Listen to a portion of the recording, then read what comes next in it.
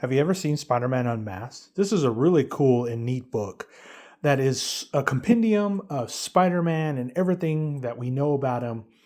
And sort of this is like Spider Wiki before Spider Wiki. And of course, it's outdated because this was only it was published in 1996. So a little bit out of date, but also I think there's some really cool things that I want to show you about this.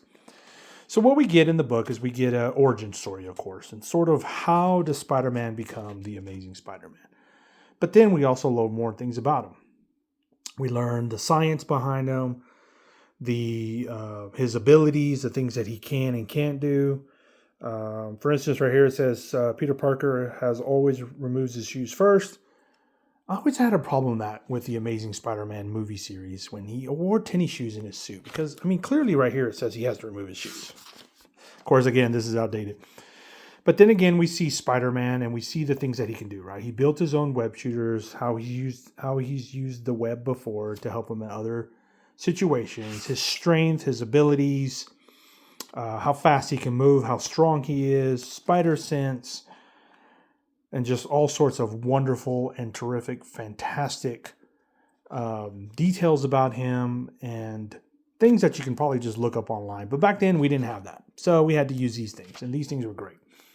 So here we see all the friends of Spider-Man. We see Mary Jane Watson, J. Jonah Jameson. We see Robbie Robertson, Betty Brant. And so what it is like I said, is really just a compendium of everything that Spider-Man's been through up to 1996.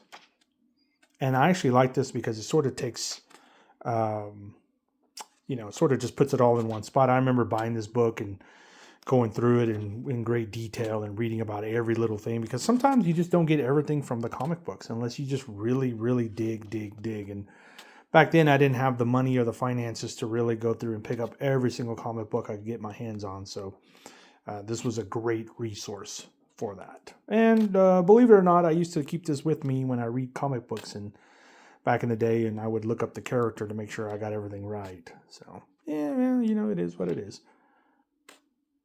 And then here, Spider-Man rates his opponents, and he pretty much says the most deadliest ones are, Venom and Carnage. And then we see allies, and this is post-Clone Wars saga, so no longer is Peter confused if he's the clone or not. And then we see the allies.